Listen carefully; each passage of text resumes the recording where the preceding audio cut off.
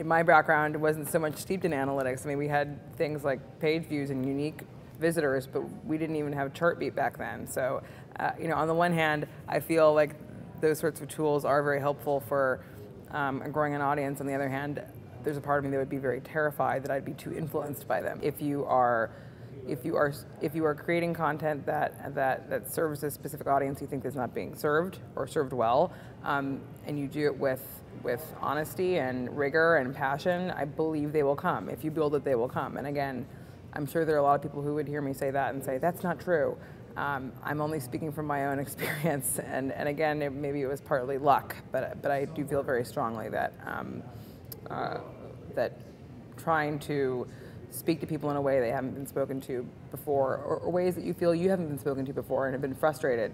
There are a lot more people out there than you think who are going to be interested in that sort of media. Last month's page views don't matter anymore. And so if you focus your efforts on establishing real relationships with real people, it's not about monetizing them. It's not about, again, driving the traffic.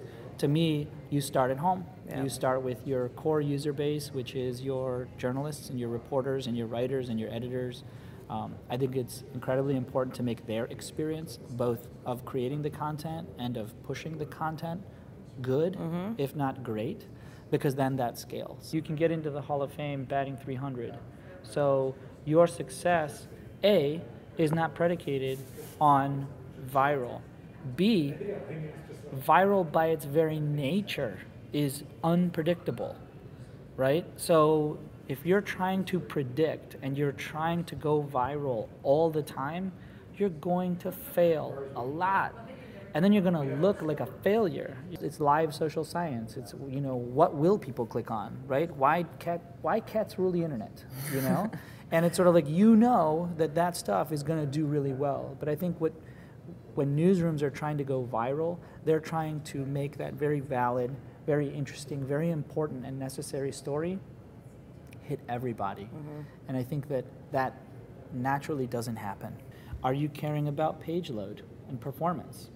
Forget 1 million people. How long did it take for the 100,000 people who were on the site the last month? How long did it take for those pages to load? How many of them actually made it through? You also have to begin to ask questions about, well, what did they read after they read this story? What devices are they on? I don't have that phone. What does it look like on that phone? Your own intuition. I feel like that's the resource, that if you listen to your gut in terms of what sort of audience you should be appealing to, what they need, in addition to what they want, but what they need. That's a way to build something that you're not only excited about, but that other people are excited about as well, because I think that excitement is infectious. Use WordPress and use Google Analytics for two very important reasons. Not because they're paying me to say that, but because the skills that you can learn applying those technologies are portable. And so you use Google Analytics means you don't need to afford Omniture. The types of questions that you can then answer about your site, wherever it is that you work today, you're going to be able to answer and take with you when you go to those other places.